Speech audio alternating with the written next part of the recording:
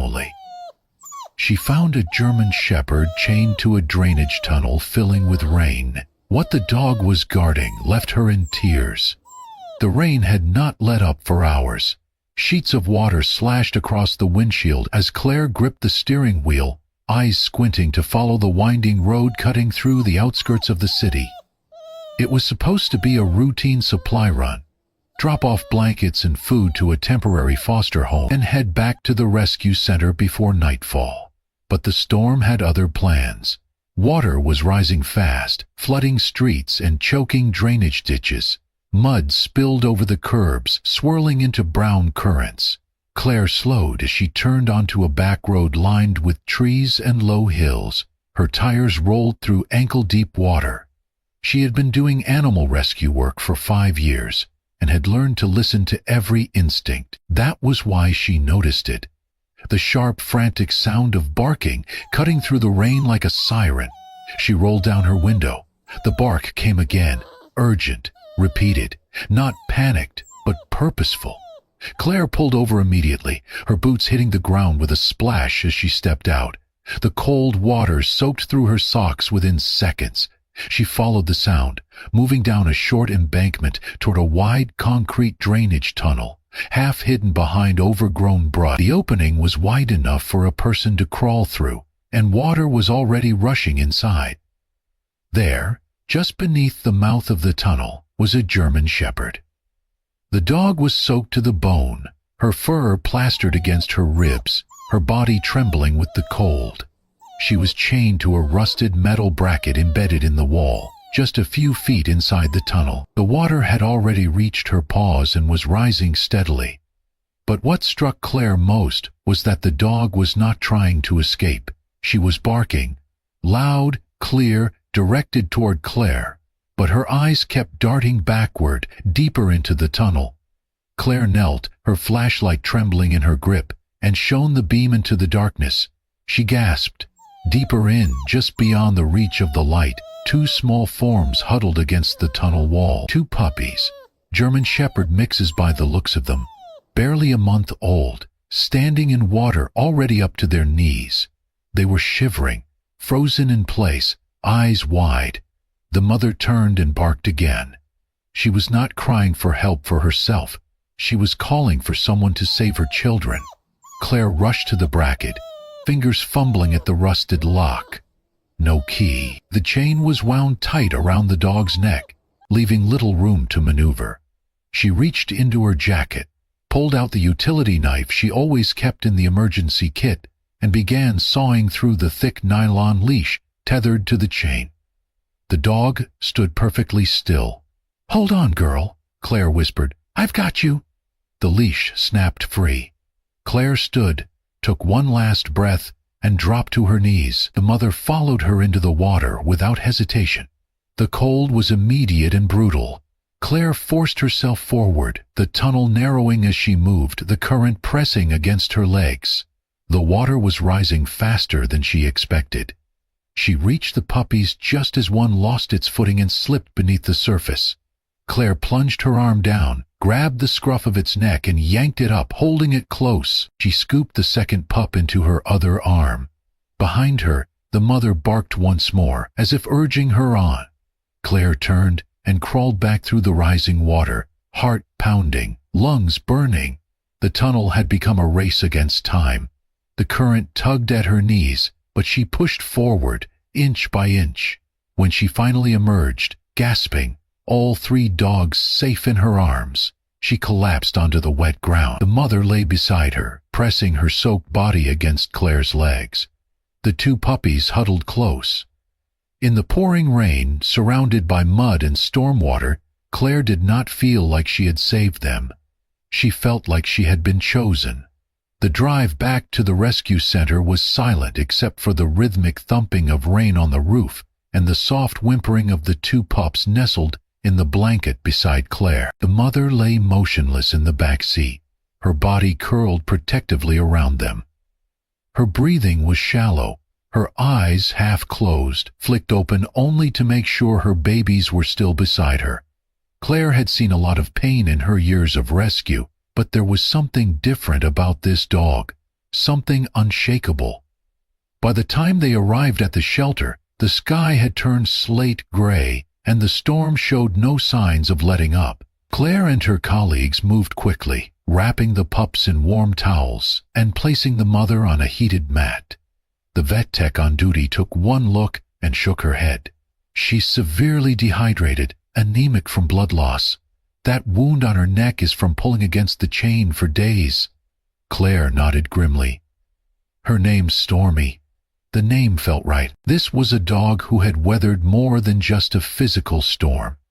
Stormy's body trembled constantly, and though food and water were placed near her, she refused to eat. She kept her eyes locked on the pups. When they were fed warm goat's milk through a dropper, she finally relaxed slightly, allowing herself to lower her head.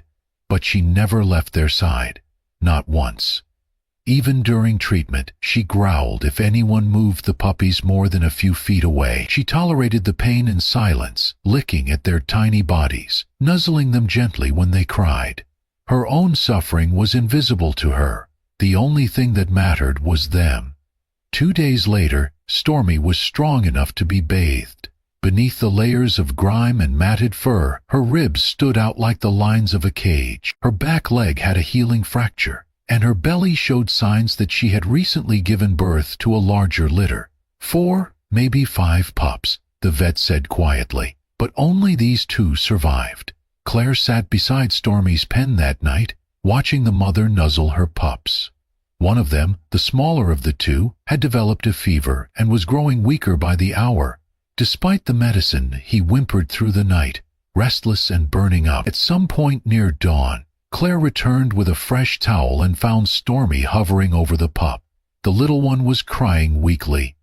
Claire stopped short, tears rising to her throat. Stormy leaned down and gently licked the pup's face. Slow, deliberate, and tender.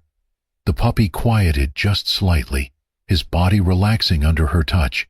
Then, as if sensing Claire's presence, Stormy turned her head. Their eyes met. Stormy's expression said everything her voice never could. There was no panic, no anger, only an overwhelming plea. "Please, help him." Claire's knees gave out. She sat on the floor, one hand pressed to her mouth, tears slipping freely down her cheeks. She had seen mothers give up.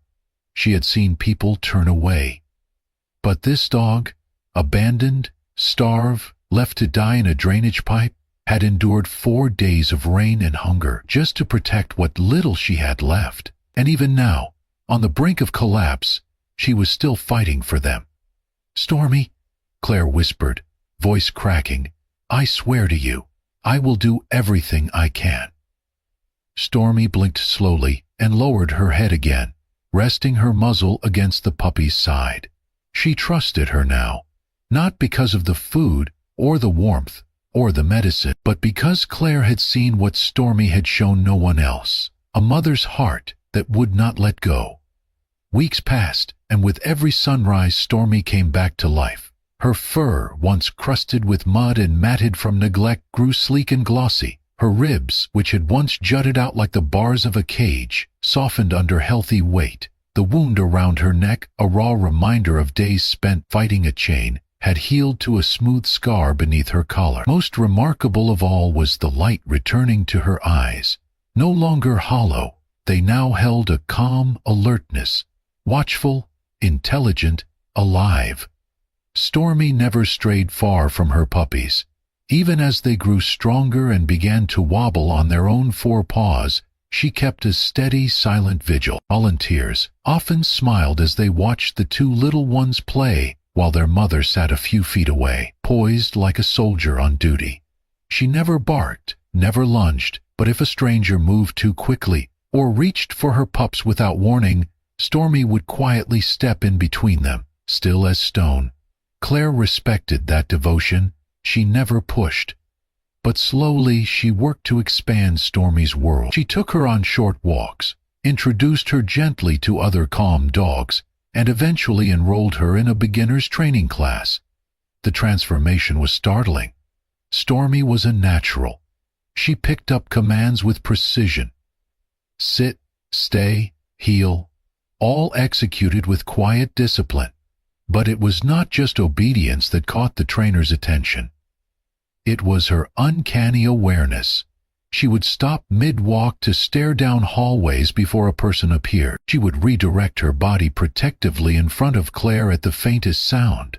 During a drill involving strangers, she calmly placed herself between a mock intruder and her handler, eyes locked, unmoving. One trainer pulled Claire aside. "She is not just smart," he said. "She is reading the environment constantly. That is something you cannot teach." Claire nodded. "She has always been like that." Then came the day that sealed Stormy's new name. Claire had brought Stormy to visit a local senior center, hoping the calm environment would help her continue building confidence. The morning passed quietly. Gentle greetings, soft pets, a few treats handed out by delighted residents. Stormy, though cautious, behaved perfectly. But just after lunch, as Claire stood chatting with the kitchen staff, Stormy froze. Her ears perked, her entire body tensed. Then, without warning, she barked, loud, sharp, urgent, and lunged toward Claire, grabbing the sleeve of her jacket and pulling her back through the hallway. Claire stumbled, confused. "What is it?" Stormy continued barking, guiding her away from the kitchen. Seconds later, a pop rang out, then a hiss. A faint puff of smoke curled from under the door.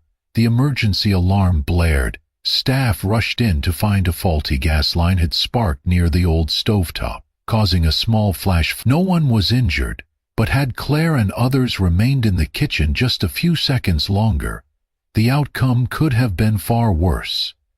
"She saved her," someone whispered. "That dog saved her." By the next day, the staff at the senior center had given her a new nickname, the Storm Saver. And just like that, the mother once chained to a drain pipe, soaked and forgotten, became something else entirely. A protector, a symbol, a light in the dark. Stormy had survived the storm. Now she was helping others weather theirs. The rain had returned, just as fierce as the night Claire found Stormy. She had been driving along the back roads, delivering a load of pet food and supplies to a foster outpost near the county line. It was a route she had taken dozens of times, winding through wooded areas and over small bridges. But the storm made visibility nearly impossible. The tires lost traction on a curve slick with mud and fallen leaves. The car spun. In a flash of metal and silence, the vehicle slid off the road and crashed into a shallow ravine, hidden beneath thick brush.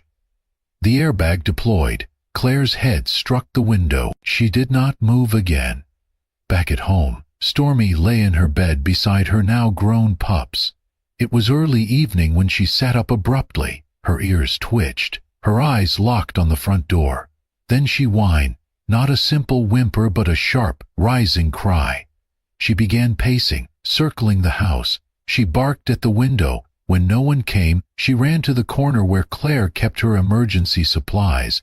There, coiled neatly on a hook, hung the spare leash Claire always brought on rescues. Stormy reared up on her hind legs and tugged it down with her teeth. Then she barked, deep and insistent, until the shelter's overnight volunteer, a young man named Logan, looked up from his phone. "What is it, girl?" Stormy rushed to the door, leash in mouth, pawing at it with force he had never seen from her. When he hesitated, she growled, not out of anger, but urgency. He opened the door. Stormy took off like a shot. She bolted into the night, leash dragging behind her, soaked instantly by the downpour. Logan grabbed his jacket, jumped into his truck, and followed her.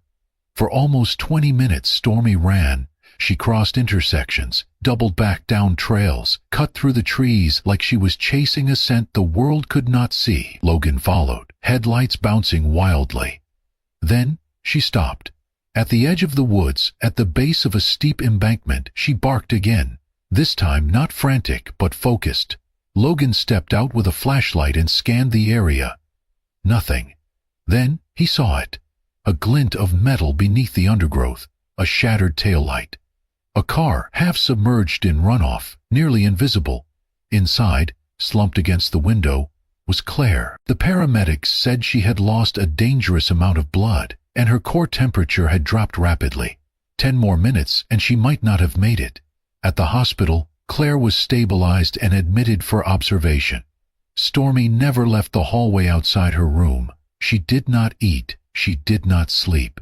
She curled herself into a tight circle beside the door, nose pointed toward the faint smell of the woman who had once saved her life. Nurses left bowls of food, but they remained untouched.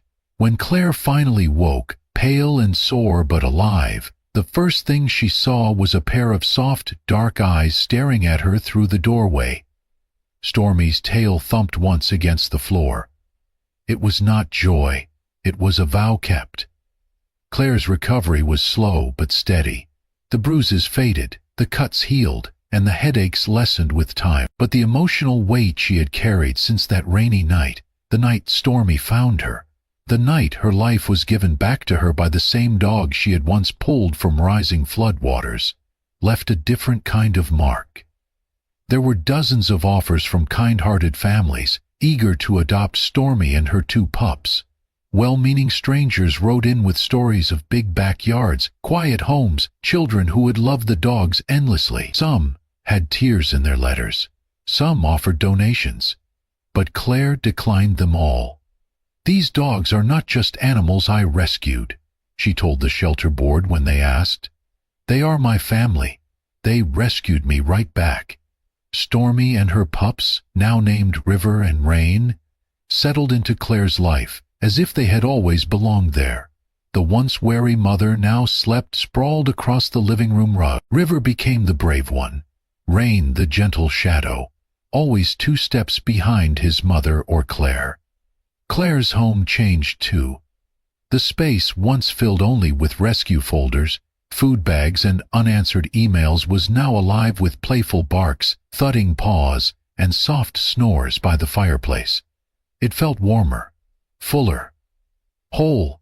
The community, still stirred by the story of Stormy's heroism, rallied around her. The rescue center redesigned its logo to feature Stormy flanked by her pups, with a new motto beneath: "Born to protect, loved to heal." Stormy became more than a survivor. She became a symbol. Claire was invited to speak at local schools, and every time she brought Stormy with her, the children gathered around, wide-eyed, as Claire told the story not just of the storm, but of resilience. She spoke not about tragedy, but about loyalty, not about loss, but about finding something deeper than blood, the love that chooses to stay. Stormy would sit quietly beside her, tail curled, head up, as if she understood every word. The children would reach out, stroke her fur, and whisper things they might not say to anyone else. "She makes me feel safe," one little girl said after hugging her. "Like she knows when someone's sad." And somehow she did. One evening, as summer tipped into fall, Claire sat beneath the porch awning, a book resting in her lap. The sun dipped low, casting warm gold across the garden, where River and Rain chased each other between the trees. Their barks rose like laughter into the wind. Stormy lay beside her, head resting on Claire's bare foot, breathing slow and steady. Claire reached down, fingers brushing through her fur, soft and full now, free of the grime and blood it once held. The moment was still, complete. Claire closed her eyes and whispered, "You were chained to a storm, but you became someone's shelter." Stormy did not move, but her tail tapped the wood once, a quiet reply. That night, as they all curled together in the warmth of home, Claire knew something she had never truly believed until now. Family was not made by birth. It was made by choice, by sacrifice, and by the kind of love that stays when the storm comes, and never leaves when it passes. Thank you for following the powerful journey of Stormy, from a mother chained in a flooding tunnel to a beloved guardian, hero, and heart of a family. Her story reminds us that love is not measured by blood, but by the loyalty we give and the sacrifices we make. And sometimes the ones who have lost everything are the very ones who teach us what it means to truly have it all. If this story moved you, there are many more like it waiting to be discovered. Subscribe to Amazing Paws Stories for more heartfelt, true tales of animal rescue, hope, and the extraordinary bonds that transform lives. Because sometimes, the ones we save are the ones who end up saving us.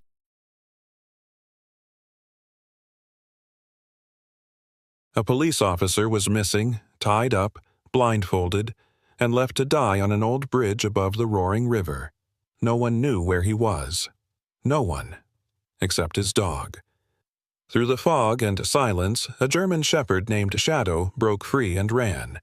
What he did next would defy logic, shatter betrayal, and remind the world what loyalty truly means. What happened that night will make you cry and believe in second chances again. Before we begin, tell me, where are you watching from? Drop your country in the comments below. I want to see how far this story travels. And if you believe that no human or animal should ever be left behind, hit that subscribe button, because this story might just change the way you see courage forever. The wind that swept over the town of Hawthorne, Oregon that evening carried a sharp bite of river chill, even though spring was already blooming in the valleys below. Fog drifted like ancient ghosts through the streets, curling around lampposts and whispering beneath cracked sidewalks. Above it all, standing in eerie silence, was the Devil's Span, an old, iron bridge that arched across the Rogue River like the spine of a dying beast. Rust flaked from its girders, and the steel moaned quietly under the wind's pressure, as if remembering every secret it had ever been forced to keep. On that bridge, a man knelt blindfolded, hands bound tight behind his back, knees scraping against the cold metal grating. His name was Officer Ryan Cole, 37 years old, a career cop who had traded the sirens of Portland for the quieter, more honest streets of Hawthorne 5 years ago after losing his wife Hannah in a car crash caused by a drunk driver. He was tall, broad-shouldered, but lean from too many missed meals and too many late nights chasing cases that wouldn't die. His jaw was stubbled, his knuckles scarred from both bar fights and courtrooms. The kind of man who listened more than he spoke, and when he spoke, his voice carried weight. But tonight, that voice was muffled by the tape over his mouth, and the only thing he could hear above the rush of water below was the slow, deliberate footsteps approaching from behind. "Officer Cole," a voice said smoothly, thick with mockery, "you should have left well enough alone." Leon Vargas stepped into view, a man in his early 40s, Latino-American, with a slicked-back haircut and the clean, calculating smile of someone who'd never had to lift a shovel in his life. His charcoal-gray coat swayed slightly in the wind, revealing a black turtleneck beneath and leather gloves that gleamed under the fading sun. Leon had grown from street runner to drug boss in under a decade, not because he was ruthless, though he was, but because he was careful, and because he paid the right people to look the other way. Leon crouched beside Ryan and let out a sigh. "You cops always think you're different. You dig too deep, poke in the wrong shadows, then wonder why the darkness bites back." He stood up, nodded to someone behind Ryan. Ryan couldn't see them, but he could feel the presence, a heavy silence, the scent of cheap cologne and sweat. Then Leon leaned close and whispered, "This bridge has seen a lot of accidents, you know. Slippery railings, sudden gusts. Who would ever question it?" Meanwhile, across town, a woman stood frozen in the flickering glow of a cracked street lamp, a phone trembling in her hand. Emily Harper, 35, was a journalist with the Hawthorne Gazette, one of the few independent papers left in the region. She had shoulder-length blonde curls usually tied back with a pencil, and wore her faded brown jacket like armor. After covering war zones abroad, she'd returned home to care for her sick mother, only to discover that corruption could wear suits just as well as uniforms. She was tenacious, skeptical, and loyal to the truth to the point of recklessness. Her blue eyes scanned the anonymous message on her screen. "Bridge, tonight? Something bad? Ryan?" Her breath caught. Emily and Ryan had history, a complicated friendship that never quite bloomed into something more after Hannah died. Still, she knew him, and she knew he wouldn't be at the bridge for a stroll. She jumped into her old Jeep, engine coughing like an asthmatic bear, and spun toward the river. 3 blocks away, in the outskirts of the industrial park, an old warehouse sat half swallowed by ivy. Inside, it smelled of rust, dust, and chemicals, and blood. Lying on the cold concrete, paws twitching, was a German shepherd named Shadow. Shadow was 7 years old, thick-furred with black and tan coloring and eyes like melted gold. He had once served in the K-9 unit with Ryan before being medically retired after taking a bullet in the line of duty. Since then, he had become Ryan's closest companion guardian, roommate, confidant. Shadow was intelligent, loyal, and unnervingly intuitive. He'd saved lives with a bark, found lost children with a sniff, and more than once kept Ryan from slipping into grief's silent undertow. Tonight, though, Shadow had been ambushed, drugged by meat soaked in sedatives and locked inside the warehouse with a rusted chain. But something stirred in him now, a scent. Even through the haze, he recognized it, Ryan's blood. His eyes opened, his limbs trembled, and with a low growl he began to rise. The chain clanked. Shadow's nose flared. He stepped back, crouched low, and lunged. His teeth found the padlock and tugged, twisting, testing. The metal creaked, groaned, and finally snapped. Shadow shot forward, paws thudding across the concrete, nose to the ground. Out the broken door, into the night.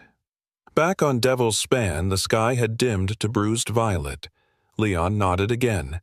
A boot nudged Ryan's back. "Goodbye, officer." But before they could move again, a sound pierced the fog. Bark. One, sharp, furious, echoed like a gunshot. Leon paused. "What the?" From the shadows, Shadow emerged, fur bristling, growling low and steady like a storm held just beneath the surface. He charged. "Shoot it!" someone shouted, but the dog was already airborne.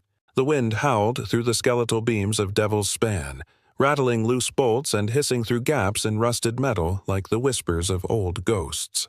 Far below, the Rogue River roared with primal rage, its black current gnashing against stone, a beast waiting for something or someone to fall. Officer Ryan Cole hung suspended in that moment between life and death. His body slumped against the cold steel grating, hands bound tightly behind his back with thick, scratchy rope. His knees scraped metal, jeans torn, while blood trickled from a cut on his temple. His dark navy uniform clung to him like a second skin, soaked with sweat and the sharp chill of river fog. A half-torn blindfold hung askew, revealing one bruised eye blinking sluggishly into the night. Behind him, Leon Vargas watched.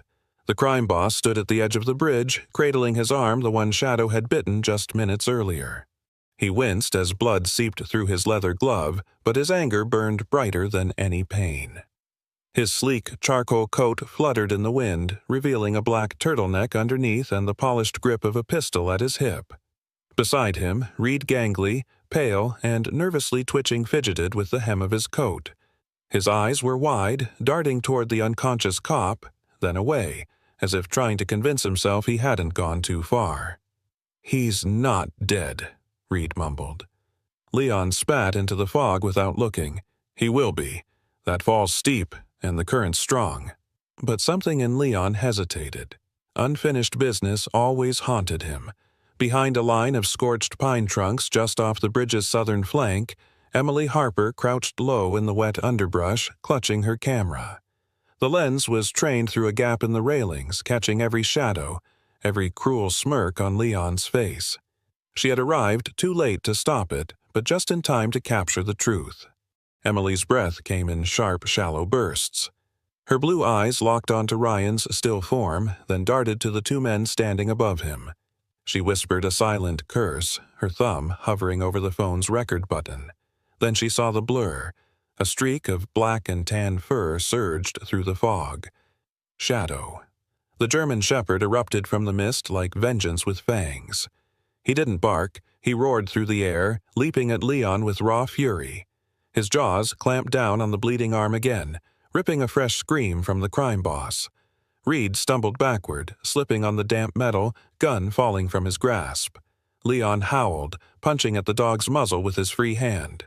"Shoot it! Reed, shoot it!" But Reed hesitated, his hands shook, and Shadow was a blur of movement. Claws scraped metal. Fur bristled. Teeth snapped inches from Leon's throat. Then, in a blink, Shadow released and turned, racing past Ryan, sniffing, circling, inspecting. He pressed his nose to Ryan's chest. Still breathing. Leon staggered back, fury in his eyes. "Kill the dog! Now!" But before Reed could reach for his fallen weapon, Shadow growled, low and deep like a distant thunderclap. He stood between Ryan and the men, stance rigid, tail bristled, golden eyes locked. And just then, from beyond the bridge, came the faint wail of sirens. Emily had done more than film. She had sent the signal. Leon cursed under his breath. "We're done here." He grabbed Reed by the collar, dragging him backward. In seconds, the fog swallowed them. Shadow didn't move. He stood sentry over his fallen human, breath heaving, flanks trembling. He nudged Ryan's shoulder once gently, then again. Ryan groaned. Emily rushed forward, dropping her camera in the wet grass. "Ryan!" Shadow stepped aside, letting her kneel. Her hands moved, quickly checking pulse, checking breath, brushing wet hair from his forehead. "You're okay. You're safe," she whispered, voice cracking. Ryan blinked up at her, eyes dazed. "Emily?" She nodded, tears forming. "Yeah, I'm here." Shadow sat beside them, his tail sweeping once across the grating. He had found him. He had saved him. But the night wasn't over yet, not with Leon Vargas still free. The fog hadn't lifted. It only thickened. By morning, it clung to the hills like wool soaked in rain, drowning the edges of Hawthorne in gray. The bridge, the water, the blood, gone, swallowed by mist and memory. Emily Harper stood still beneath a pine tree just off Devil's Span, fingers trembling around her camera. She had just witnessed a man someone she knew, someone she once loved, get shoved off a bridge. And there was nothing she could do. Through the zoom lens, she saw the wheelchair tip. She saw Ryan vanish over the railing. Then the mist had closed in. Silence followed. There was no scream, no splash, no movement. Only Shadow remained. The dog had barked, growled, then disappeared. Emily had waited, breath frozen in her throat. But Ryan never resurfaced. She reviewed the footage again. The camera had caught the key moment. The scuffle, the push, the fall. A silhouette she knew was Leon. His voice, clear. The threats, the intent. The snarl of tires as they drove off. But no faces, no direct evidence. And no Ryan. In her mind, he was gone. Emily clutched the strap of her bag tighter and whispered to herself, "If he's really gone, then I'm not letting Leon get away with it." She left the trees and headed east toward the abandoned freight depot near the edge of town. The Hawthorne Freight Depot sat rotting beneath the rust-colored sky of morning. Ivy strangled the fence, windows were cracked like spider webs, and the loading docks sagged under decades of silence. It was the kind of place the city had forgotten and where secrets liked to rot.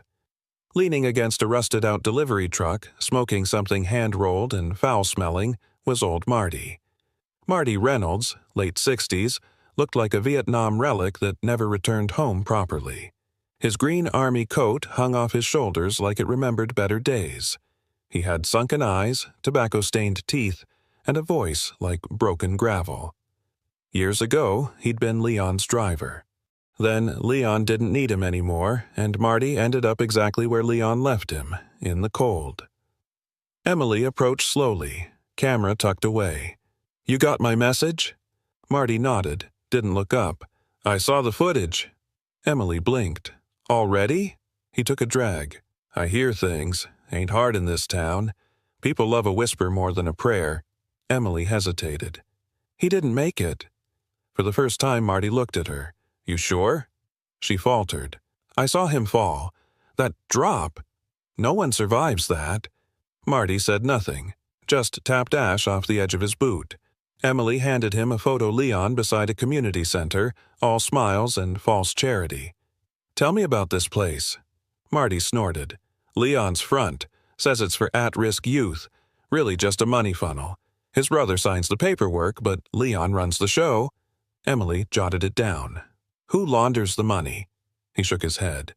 "You want that name, Harper, you'll need more than smokes and sad eyes." Emily's jaw tensed.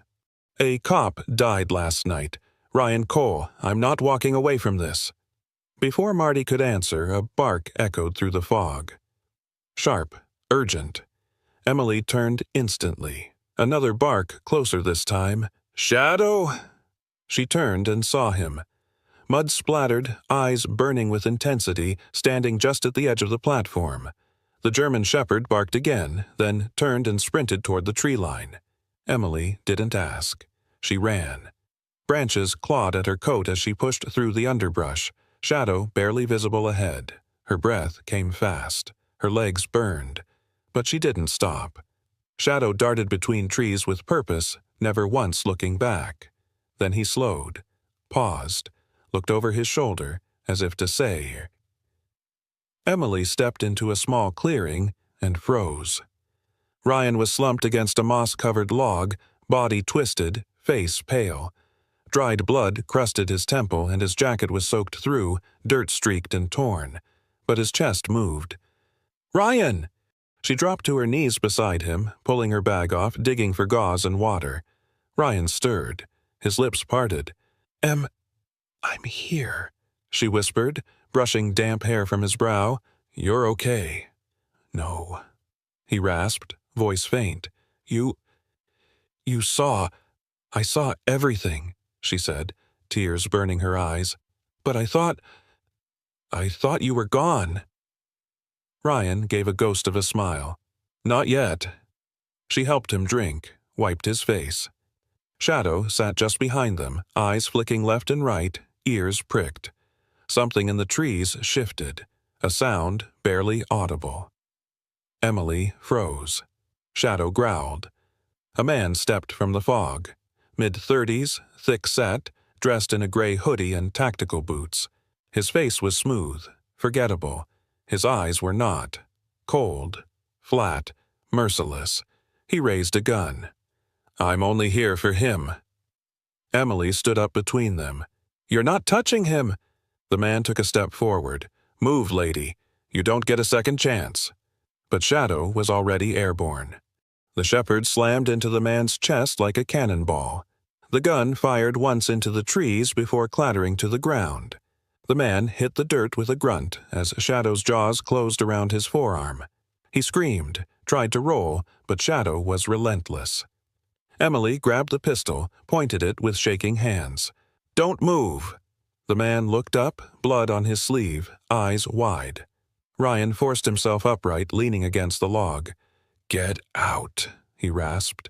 "Tell Leon." He failed. The man stared between the barrel and the growling dog, then bolted, disappearing into the mist. Emily dropped to her knees again, heart pounding. "Are you okay?" Ryan gave her a half-smile. "You always come late, but you always show." She laughed, choking back a sob. "Still breathing, aren't you?" Beside them, Shadow sat, calm, silent, unshaken. He had done what no one else could. The rain came without warning, the kind that arrives on a hush of wind and breaks all at once, pounding the forest like drumming fists. The muddy ground sucked at boots and bark alike, trees sagging under the sudden weight of water. Every leaf shimmered, every breath tasted of moss, iron, and earth. Emily Harper shoved her shoulder harder against the warped wooden door of the old cabin until it gave, creaking open into stale darkness. Inside, the air was heavy with dust and mildew, the scent of forgotten things. She turned to Ryan, his arm draped over her shoulders, half walking, half dragging his injured frame inside. Shadow circled the cabin twice before entering, his paws wet, his fur dripping. The cabin sat deep in the woods, barely visible from the old trails that once served logging trucks decades ago. Its roof sagged at the corners, moss curled over its shingles, and the windows had long since been eaten by time. But it was dry, for now. Ryan collapsed onto a dusty cot in the corner. His breathing was ragged, jaw clenched. Emily knelt beside him, peeling off his soaked jacket. "Sorry," she said. "I don't think this place comes with heating." Ryan managed a smirk through the pain. "5 stars. Very rustic." Emily smiled tightly, then rose and pulled a tattered curtain across the nearest broken window. She moved with purpose, the adrenaline from the attack still thick in her blood. As she set down her bag, she pulled out her phone, a cracked, outdated model barely clinging to life. Signal. 1 bar. Good enough. She tapped out a message and attached the video she'd filmed the night before. Leon's voice, Ryan's fall, the attack in the woods. Then she sent it to Julia Kent, an old colleague and editor at an independent investigative outlet in Portland. Julia was smart, fearless, and never blinked at a story that smelled like fire. If anyone could blow Leon's operation open, it was her. Outside, the rain deepened. Thunder grumbled above the canopy. Emily returned to Ryan with a bottle of water and some gauze. "Tell me what you were doing out here alone," she said. "And don't say patrolling." Ryan let out a low breath. "I wasn't patrolling. I was following something." "Leon?" Ryan nodded. "I got wind of shipments, trucks, late nights, the same pattern. At first I thought it was drugs, but then—" He looked down, his voice thinning. "One night I saw them unloading people, mostly women, some barely more than girls, duct-taped, bruised. They were herded like animals into vans with covered plates." Emily's stomach turned. "Trafficking?" "Yes, and it's not just Leon. He's a cog. There's a bigger ring, I just haven't traced it yet. That's why I kept it quiet. If the department knew, it would leak. And if it leaks, they kill you." Ryan didn't reply. His silence said enough. Shadow stood by the door, ears twitching. His body was still, but every part of him was alert. Nostrils flaring, tail held low and rigid. Emily followed his gaze. "What is it?" Shadow let out a low growl. Ryan sat up straighter despite the pain. "Someone's here." Emily rushed to the window, pulling back the curtain just enough to peek. But the rain was too heavy, a moving wall of silver. "I don't see anything." Shadow barked once, sharply, then padded to the back of the cabin and sniffed the floorboards near the kitchen wall. There, under a warped plank, lay a trapdoor, old, rotted, but usable. Ryan blinked. "I thought this place looked familiar. There's an old root cellar. Probably connects to the hillside runoff path." The bark came again, louder, and then they smelled it. Smoke. Not fireplace smoke, not the comforting kind. This was sharp, bitter, acrid. Emily's eyes widened. "They're burning us out." Shadow barked again and bolted toward the trapdoor, pawing at it furiously. Ryan gritted his teeth and forced himself to stand. "We have to move, now." Emily threw her shoulder against the trapdoor and it groaned open. Shadow disappeared down first, leading the way. Ryan followed next, stumbling on the steps, supported by Emily behind. As they reached the bottom, firelight flickered behind them through the cracks in the wood. Smoke filtered through the floorboards in wisps that coiled like snakes around the ceiling beams. The passage beneath the cabin was tight and earthen, smelling of rot and old roots. The floor was damp, squelching underfoot. The sound of fire crackling above was muffled but real and growing. Emily led with her phone's flashlight, the narrow beam catching the glint of wet stones and half-collapsed wooden supports. Ryan shuffled behind her, leaning against the wall when his balance failed. Shadow stayed beside him, guiding his pace, every few seconds looking back to ensure they weren't being followed. After about 50 feet, the tunnel opened up to a small stone-lined opening near the bottom of the ravine, hidden behind a curtain of moss and ferns. Rain beat down just outside, dousing any trace of flame or smoke that tried to follow. They emerged into the open, coughing, soaked again, but alive.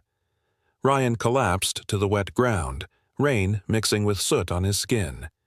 Emily knelt beside him, brushing wet hair from his eyes. "That," he gasped, "was too close." She gave him a look. "Welcome to my world." Shadow stood at the edge of the moss curtain, head lifted, scanning the woods. His ears flicked, but no one followed. Not yet. They were safe. For now. By the time they reached the outskirts of Hawthorne again, the storm had passed, but the air was soaked with memory. Rainwater still dripped from the eaves of houses and ran in rivulets down the gravel roads. Birds began to stir in the trees, cautiously testing their voices. Emily parked the pickup she'd borrowed, an old rust bucket belonging to Marty that miraculously still ran behind a grove of overgrown cedar trees, out of sight from the road. She turned off the ignition and looked at Ryan. His eyes were dull from exhaustion, his jaw clenched from the constant pain in his shoulder and ribs, but he managed to nod. "It's still here?" Emily stepped out and pointed past a weathered stone wall. "It should be. The town forgot about it, but you didn't." Nestled behind a crumbling brick fence overrun by ivy and wild rose bushes was St. Jude's Church, once a community refuge, now a boarded-up relic. The steeple leaned slightly to the left, the front doors were chained shut, and the stained glass windows were missing more than a few colored shards. Ryan stared at it for a long moment. "Hannah and I came here every Sunday after the accident. She said it was the only place where my silence didn't make her feel alone." Hannah, his late wife. Emily didn't press. She helped him toward the back where the ground sloped behind the sacristy. Shadow led the way, tail low, ears alert. His coat, though damp and streaked with dried ash, still shimmered slightly in the morning sun. The back entrance had rotted off its hinges years ago. They stepped carefully into a small utility room that led to a trap door half covered in pine needles and moss. Emily pulled it open. The air that rushed out was cold and still. The old cellar lay beneath the church like a secret long buried, its walls made of stone and floor of packed earth. It had once stored wine and food donations, now it held only silence. They lit the way with the flashlight on Emily's phone. Ryan sank onto an overturned pew in the corner while Shadow began sniffing the edges of the room, nose low to the ground. "I haven't been here since—" Ryan trailed off. "After Hannah died, I locked this place up. Couldn't bear to come back." Emily walked carefully through the space. Shelves lined one wall, holding dusty hymnals, rusted tins, and what looked like remnants of old church bake sales. At the far end was a table covered in a tarp. She pulled it back. Beneath it sat a rusting metal box, locked tight. "Do you think she left anything here?" Ryan rubbed his face. "I don't know. Hannah was meticulous. She kept records of everything. Before she passed, she told me, if anything happened to her, not to trust what people said about her last job." Emily turned. "You mean Leon's shell company?" Ryan nodded. "She worked for them as an accountant. Said it was clean. Then one night she came home, scared. Said she found numbers that didn't make sense, transfers to offshore accounts, cash going in and out without explanation." "You think she hid something here?" "I think she tried." At that moment, Shadow let out a sharp bark and pawed at a half-rotted wooden beam low on the back wall. Emily rushed over, crouched, and pried at the spot with a broken chair leg. The wood cracked, then peeled back. Inside was a small, dust-covered envelope taped to the wall, and behind it, a silver USB stick. Emily pulled it out, heart racing. She did. Ryan stared at the small object in her palm like it was glowing. They didn't speak for a moment. Then, from outside, a low crunch of gravel. Shadow growled. Emily stuffed the USB into her jacket pocket and helped Ryan to his feet. Elsewhere in town, Sheriff Walter Griggs stood in front of his office's main desk, fingers drumming against the counter. Griggs, now 56, still carried the authority of a man who'd once been a respected figure. But over the years, the weight of quiet deals, buried files, and off-the-books cash had twisted that posture into something heavier.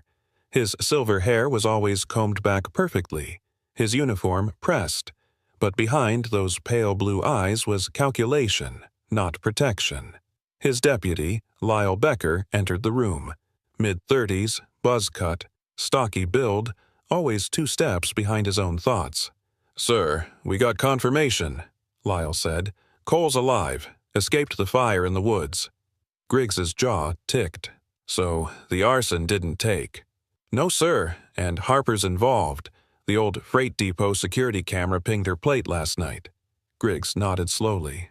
Put out a notice. Wanted for obstruction and endangerment. Don't make noise. Just make it official. Lyle blinked. Even if it's not?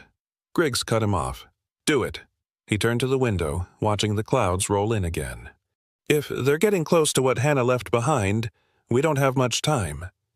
Back beneath St. Jude's, Emily double-checked the back exit through the vestry. Clear, she whispered. They stepped out into the narrow garden path behind the church, now overgrown with ivy and wet leaves. Ryan moved slower now, every step deliberate. Shadow pressed close to his side, gently nudging his hip when his balance wavered. Emily kept her hand on the pocket holding the USB. We need to get this to Julia. Tonight. Ryan looked at her. What if they find out? They already have, she said, but they're too late. Shadow paused at the top of the stone steps leading to the street, ears raised. Then, slowly, his tail gave a small, wag not joy, but readiness. They moved into the daylight, back into the storm waiting to break again. The orchard stretched for miles along the misty edge of Hawthorne's northern border. Once thriving and filled with schoolchildren picking apples in fall, it had long been left untended. Trees grown wild, branches tangled like skeletal arms reaching for the sky. The overripe scent of fermenting fruit drifted through the air, sweet and sickly. Mud squelched underfoot, and the morning sun had yet to break the wall of low-hanging clouds.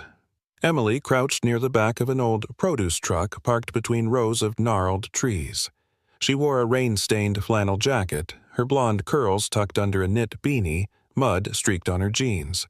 With one hand, she adjusted the tiny bug she had just secured beneath the passenger seat. With the other, she texted one word to an encrypted contact. Planted. The truck belonged to Leon Vargas Sleek, armored and out of place among the rusted skeletons of old tractors and sagging wooden crates. She had tracked him here earlier that morning, watching from a distance as he arrived with 4 men. Emily had followed them for days, studying their habits, routines, and weaknesses. One of them, Denny Clark, mid-20s, Latino, short-cropped hair and a nervous gait, had recently started lingering near the same food truck Emily frequented. After a few casual conversations and a shared cigarette, he had quietly passed her a note. I want out. He's going to kill us all. I'll help. She didn't trust him completely, but she didn't ignore him either. Now, with the recorder live, she slid back into the shadows and vanished between the apple trees. Elsewhere in the orchard, Ryan Cole leaned against a leaning apple tree, his breathing shallow. His shoulder had started bleeding again, dark red soaking through the hastily bandaged wound. His knees buckled once, but Shadow nudged him upright, pressing gently into his thigh. They were running. Again. I swear, Ryan muttered through clenched teeth. We need to stop meeting bullets like this. Shadow didn't respond. He simply looked up with those steady amber eyes and turned, signaling it was time to move again. The orchard had once been part of the Lambert family estate, generations of apple growers who abandoned it when tariffs, taxes, and tragedy forced them out. Now, the area was a forgotten piece of land on the edge of state jurisdiction, exactly the kind of place someone like Leon would use as a hunting ground. Ryan and Shadow weaved through the trees, boots sinking in patches of mud, branches whipping their faces. Behind them, voices shouted Leon's crew, closing in. Ryan recognized 2 of them by voice.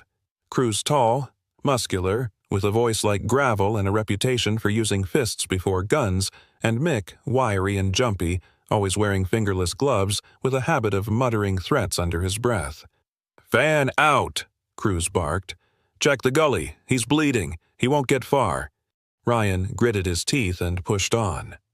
Back near the trucks, Emily blended into a group of migrant workers picking over the rotten fruit for livestock feed. She borrowed a cloth apron, slung an empty basket over one arm, and kept her head down. She could hear Leon yelling into his phone, pacing outside the truck. This ends today, he hissed.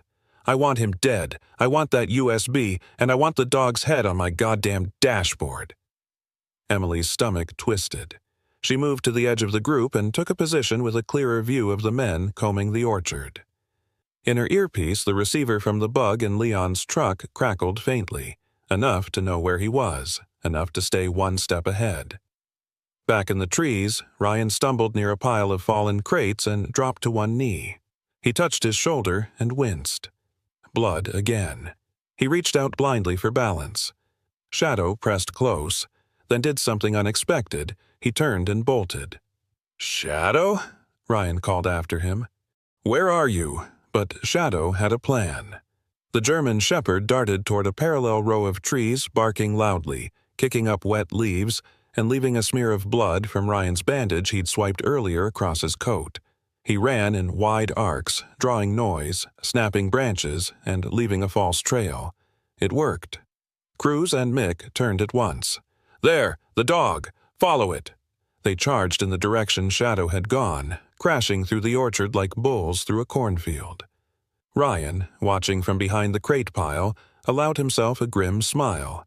Then he looked to his left, where Shadow had originally sniffed out a hollow in the orchard floor, a stone trap door half covered by moss and collapsed brush. A storm shelter.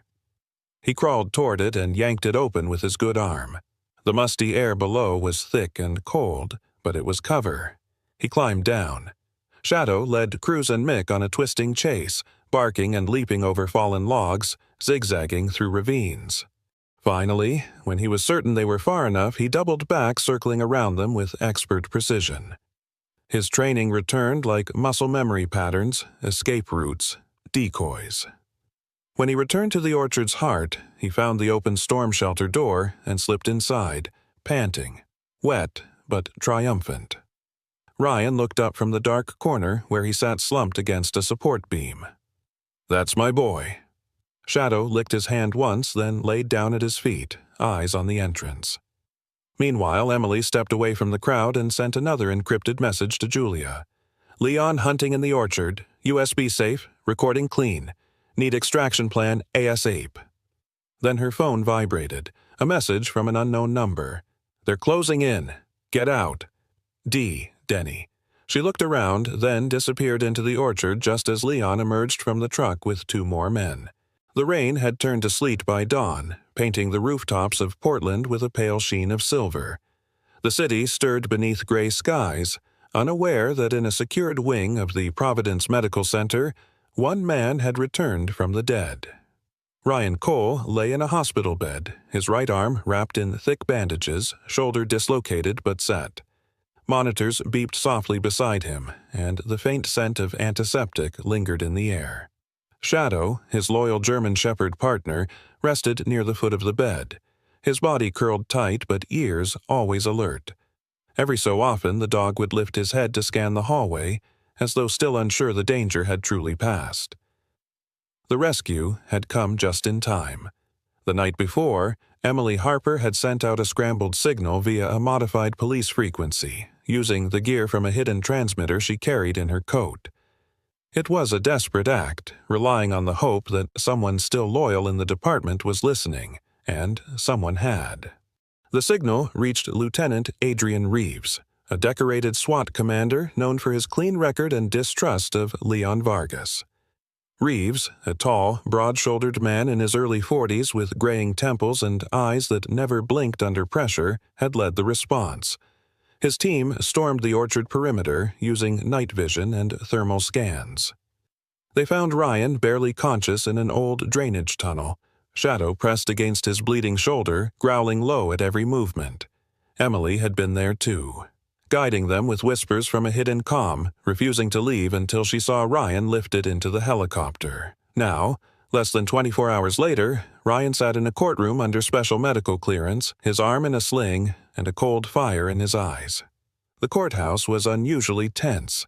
Word had spread Officer Ryan Cole, once declared a fugitive, was not only alive but had evidence that could take down Leon Vargas and his network. Inside the courtroom, the atmosphere rippled with the gravity of it all. Leon Vargas sat at the defendant's table, dressed in a tailored charcoal suit, his expression unreadable. Beside him, his attorney flipped pages with mechanical indifference, but even he looked rattled when the bailiff brought in Shadow. The German shepherd, now wearing a certified police vest, walked calmly beside Ryan as he entered the room. Murmurs rippled across the crowd. Cameras clicked. Shadow's presence wasn't just symbolic, it was evidence in muscle and memory. The judge presiding over the trial was Honorable Miriam Blake, a woman of imposing presence despite her short frame. In her late 60s, with silver-streaked hair pulled into a bun and dark green robes flowing behind her, she was known across Oregon for her intolerance toward corruption and theatrics. "Mr. Cole," she said, peering down through her glasses, "you understand you're here under special medical consideration. Are you able to testify?" "Yes, Your Honor," Ryan replied, voice still hoarse but unwavering. "And the animal? He's not just a service dog. He's a witness." The prosecution, led by Assistant District Attorney Rachel Nguyen, began her questioning. Rachel, sharp in a navy pantsuit, was known for dismantling defense strategies with surgical precision. "Detective Cole, walk us through the moment you were taken," she said. Ryan recounted the bridge, the cold wind, the rope. He spoke of Leon's voice in the dark. He said, "Cops don't belong where I do business." Then he pushed. Rachel nodded. "And how did you survive?" "I should have died," Ryan said. He looked down at Shadow. "But he found me, held me there, pulled at the rope. He didn't leave my side." Next came Emily's footage edited to enhance the audio and stabilize the image. The courtroom watched in silence as the screen flickered with shaky images of the bridge, the struggle, and a faint silhouette of Leon's outline. It wasn't perfect, but combined with the voice match and timestamps, it was damning. Then Rachel played the recording Emily had planted audio from Leon's vehicle. "I don't care if the cop's still breathing. Burn that damn shack," Leon's voice crackled. The courtroom gasped. Ryan's jaw tightened. Shadow stiffened. The defense scrambled. Leon shifted in his seat for the first time, but the blow wasn't over. Rachel nodded to the court doors. They opened, and Sheriff Walter Griggs was brought in, hands cuffed, flanked by 2 officers. The once feared lawman of the neighboring county now looked pale, unshaven, a shell of power. A second, recording this one from Emily's hidden camera, showed him accepting a briefcase in an alley. Judge Blake's gavel hit the wood. "The court will recess to process this new evidence. Sheriff Griggs is to be remanded immediately." As the court resumed, a final witness was brought forward, a young boy, no more than 11, with dark hair and nervous hands. His name was Carlos Mendez, a survivor. He took the stand, flanked by a social worker, and pointed at Leon. "That's the man," he said, voice trembling. "He made us stay in the trucks. He said if we screamed, the dogs would come." Rachel bent beside him. "You're safe now, Carlos." The boy nodded slowly, then added, "But I like dogs now. That one saved my friend." He pointed to Shadow. There was silence. Then someone in the back of the room clapped. The judge scowled. "Order." Near the end of the session, Leon finally turned his eyes toward Ryan. It wasn't defiance this time, it was warning. Shadow stood instantly, a low growl vibrating in the floorboards. His fur bristled. Eyes locked. The guards stepped forward, but the judge raised her hand. "Let the dog speak." She turned to Rachel. "Motion for increased security?" "Filed and granted, Your Honor." Outside, Emily watched from the steps, phone in hand, typing the first lines of her article. When the system failed, it was loyalty not the badge that brought justice back into daylight. She looked up as Shadow walked past her, nudging her side briefly. Then back to Ryan, who stood tall despite the sling. Tomorrow would be sentencing. But today, the truth had spoken. Morning arrived with a soft hush over the town of Rogue Bend. The river, once wild with spring snowmelt, now flowed gently beneath the old bridge where shadows once danced between life and death. Mist clung to the surface like a secret, rising in lazy swirls as the sun cut through a thinning veil of clouds. In a wooden house nestled by the riverbank, modest, 2 stories, painted a fading pine green. Ryan Cole stood on the porch with a steaming cup of black coffee in his hand. His right shoulder had healed enough to let him stretch again. A faint scar lingered beneath his T-shirt like a whisper from another life, but he no longer winced when lifting his arm. Time, therapy, and Shadow had all played their parts. The porch swing creaked as Ryan sat down. The old boards beneath his boots moaned like they had stories too. And beside him, ever faithful, sat Shadow, the 6-year-old German shepherd with amber eyes that missed nothing. His coat gleamed in the golden light. Thick and healthy now, the bruises of war washed away in the rhythm of peaceful days. Shadow wore a new tag on his collar. It read, Certified Emotional Support Companion, State of Oregon. Not that Ryan needed a piece of metal to remind him what the dog meant. They sat there each morning watching the river. The bridge, once a stage for death, had become part of their ritual. Every morning they'd cross it together, side by side. No more chases, no more bullets, just the sound of wind and pause. Leon Vargas had been sentenced to 40 years in federal prison. Charges of attempted murder, conspiracy, and human trafficking had stacked higher than his lawyers could swat away. When the sentence was handed down, he didn't speak. He just stared at Ryan as if the war between them had never ended. But Ryan didn't return the look. He never had to see Leon again. Sheriff Griggs was in a different prison, one with tighter walls and no escape. His betrayal had struck the town deeper than Ryan expected. Some officers quit. Others stepped up. The department was under full investigation, but change, real change, was underway. Emily Harper pulled up in a dusty gray Jeep, parking under the maple tree near the house. She stepped out wearing jeans and a forest green jacket, her hair tied back but still catching the sun in wild strands.